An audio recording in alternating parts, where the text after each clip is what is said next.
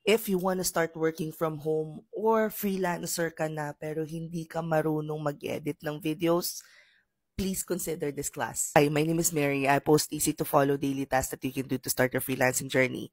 Every day nagpo-post ako ng mga bagong videos na pwede ninyo sundan na some sort of roadmap kung gusto nyo na maging freelancer, virtual assistant, or gusto nyo na mag-work from home gamit ang computer at internet.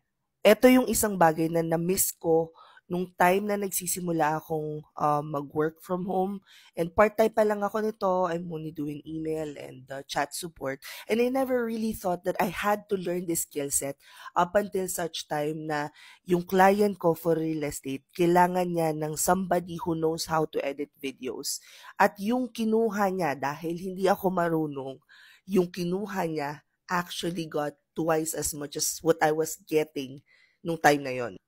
Nung kabataan, di ba, alam mo yung iisipin mo, shit, bakit ang tagal ko na sa'yo? 3 years na ako nag-work for the client, tapos biglang kukuha ka ng bago para lang, I use the word lang ha, para lang mag-edit ng videos tsaka pictures para dyan sa, sumisibol pa lang kasi nung time na yon yung social media. Then, that's when it hit me. Kinaibigan ko yung tao, really curious about how come this person is getting more pay than me. Matagal na ako sa company.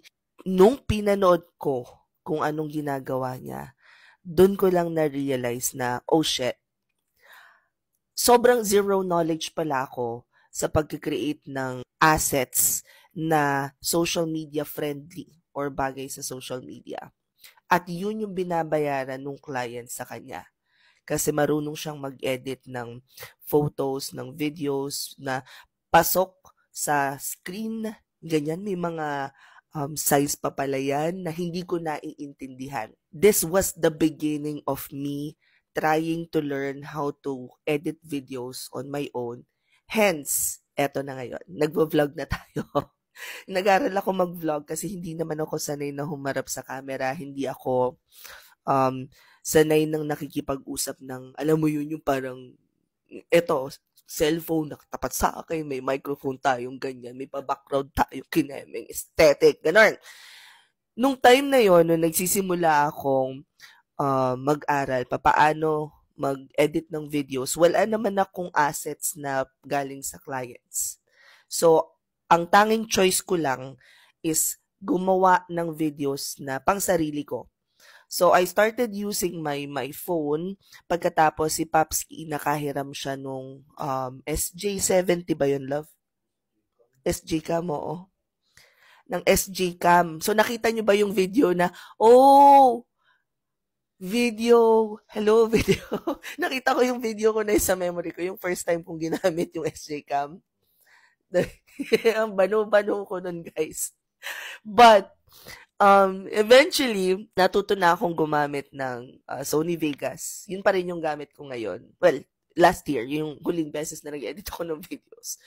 Na gamit ang, as in, galing sa camera, tapos, kumbaga, lesson of this, yung lesson ng story na to, is that, kung may mga babalikan na kong mga pagkakamali na pwede kong sanang baguhin, sana nung unang-una pa lang, na bago ako magsimula na maging freelancer, kailangan nag-aral na ako mag-edit ng videos, photos, paano nga ba yung tamang framing, and I am still a work in progress. Nung last na session nitong class namin na to, nagkaroon ng problema si Zoom, nagloko si Zoom, so pagka ganun kasi guys, yung training, minsan papasok ako para lang just to check kung okay ba yung mga trainees, how's the training going so far.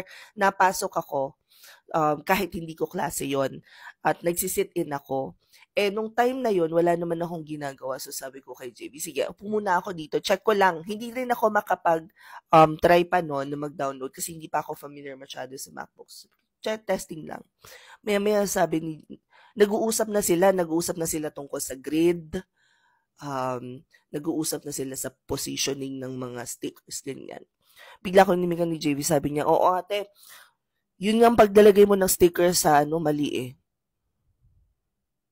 I'm like, oh, may mga ganun pa pala yun. So, ang dami ko pa rin guys, pwedeng matutunan. Si JV, I've known him since likha. So, I really trust yung ability niya to share knowledge, hindi lang sa amin sa team, but also with incoming freelancers. Now, if hindi pa kayo marunong or alam mo yung wala pa kayong idea how to edit videos, this might be the perfect time. Kasi may klase si JV bukas ng 1 till 9 p.m. Yung class is only 799 pesos. It's basic video editing. And siya na rin yung magsusupply ng gagamitin ninyo na app. Tuturuan niya kayo kung paano mag-download. So, from zero knowledge talaga to. As in, wala kang idea sa video editing. Sobrang beginner-friendly nito. Lalo na yung mentor ninyo, which is JV. Just because napakatyaga, ako na nagsasabi sa inyo, napakamahinahon niyang tao, ina-address niya lahat ng questions. And ito yung class na we want to keep it as small as possible just because gusto nga ni JV is natututukan talaga niya. And then, from last class, he will start picking na for internship. So, parang yung PPC natin na 799 pesos ngayon, magbabago na siya ng pricing sometime, I think next week or next week, just because sisimulan na namin i-launch yung mga level 3 nila, which is yung may actual internship. Lahat ng nag-avail ng 799 pesos pa lang siya ay makaka-avail nung internship na yon even if 799 lang yung binayad nyo. Again, this class is closing tonight.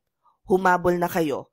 Number 1, as a freelancer or as an aspiring freelancer, you need to learn how to edit videos. Core skill set siya. Number 2, it's closing na tonight. So, make sure na mag-enroll na kayo kasi bukas na yung klase neto, 1 till 9 p.m.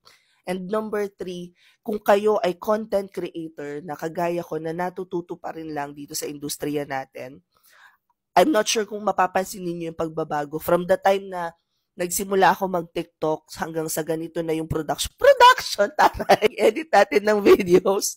That is all because I'm still a work in progress. I am learning. And through learning, the only way for me to showcase kung ano na yung natututunan ko sa mga classes na napupuntahan ko or napapasukan ko, napapag-aralan ko, is by using it sa sarili kong mga platform. If you guys want to enroll, punta lang kayo sa profile ko, i-click nyo yung link doon. Pagkatapos, kung nasa Instagram ko naman kayo, i-click nyo na lang yung link din doon sa mismong bio.